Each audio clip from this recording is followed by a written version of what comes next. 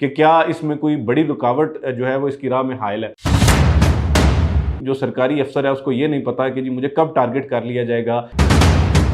बड़ा काम करने से इस वक्त में कतरा रहे हैं। और बिस्मिल्लाहिर्रहमानिर्रहीम, अस्सलाम वालेकुम। अवाम का सवाल है कि लाहौर स्मार्ट सिटी को जीटी रोड से बाकायदा कनेक्ट क्यों नहीं किया गया, हालांकि इसका जो रेलवे अंडरपास है उसका अप्रूवल आए हुए 1 साल से ज़्यादा का अरसा गुजर चुका है और लोगों को बार बार ये बताया गया है कि जी लाहौर स्मार्ट सिटी को जीटी रोड से डायरेक्टली कनेक्ट कर दिया जाएगा, जिसके बाद जो है वो फासले सिमट जाएंगे और आप बासानी जीटी रोड से लाहौर स्मार्ट सिटी में एंटर हो सकेंगे।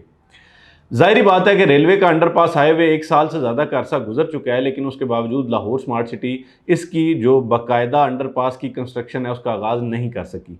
यहाँ पर मुतअद्दिद बार ये भी बताया गया कि जो रेलवे अंडरपास है उसको बनाने के लिए जो रेलवे का अल्टरनेट ट्रैक चाहिए उस पर काम जारी है और बहुत जल्द उसकी कंस्ट्रक्शन शुरू कर दी जाएगी, लेकिन अल्टीमेटली लोगों ने ये देखा कि उसकी कंस्ट्रक्शन शुरू नहीं की जा सकी। तो उसके बाद लोगों के जहन में तरह तरह के सवालात आने लगे कि जी ऐसा क्यों हो रहा है, कि क्या इसमें कोई बड़ी रुकावट जो है वो इसकी राह में हायल है।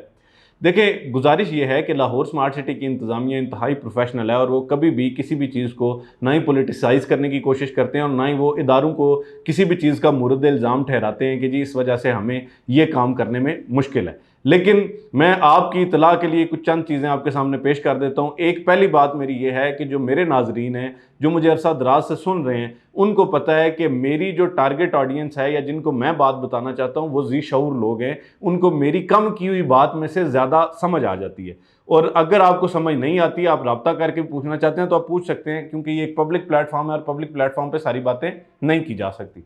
अच्छा जी, गुजारिश ये है कि लाहौर स्मार्ट सिटी का अंडरपास ऑलरेडी अप्रूव्ड है। लाहौर स्मार्ट सिटी ने वहाँ से ज़मीन की खरीदारी भी मुकम्मल की है। इसके अलावा जो उसका अल्टरनेट ट्रैक है, यानी जितनी फॉर्मेलिटीज़ है उनको पूरा किया गया, लेकिन अल्टीमेटली अभी तक कंस्ट्रक्शन वहाँ पर शुरू नहीं की जा सकी।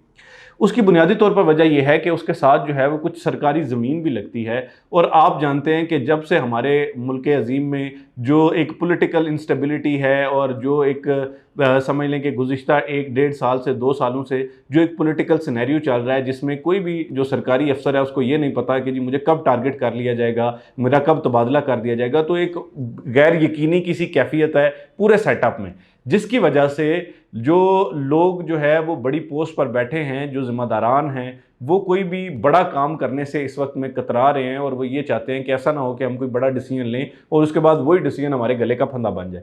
इसी वजह से लाहौर स्मार्ट सिटी को एक ब्यूरोक्रेटिक किस्म की कुछ हर्डल्स आ रही हैं। लाहौर स्मार्ट सिटी के एंड से कोई हर्डल नहीं है, ये मैं आपको वाजे कर देता हूँ। लाहौर स्मार्ट सिटी ये चाह रही है कि अगर उसकी कंस्ट्रक्शन कल शुरू करने की इजाज़त मिले तो वो शायद आज शाम से ही शुरू कर दें, लेकिन उसमें कुछ ब्यूरोक्रेटिक हर्डल्स ऐसी हैं जिनकी वजह से लाहौर स्मार्ट सिटी की इंतज़ामिया अंडरपास की कंस्ट्रक्शन करने से कासिर है। लेकिन इस हवाले से जब हमारी मुख्तलिफ लोगों से बात हुई, जो बाहबर लोग हैं, जो बावसूख लोग हैं लाहौर स्मार्ट सिटी की इंतज़ामिया में, उनका ये कहना था कि जी हम जो है वो अपनी तरफ से तमाम फार्मेलिटीज़ मुकम्मल करके बैठे हुए हैं और जैसे ही हमें ग्रीन सिग्नल मिलेगा तो हम इसकी कंस्ट्रक्शन का आगाज़ कर देंगे।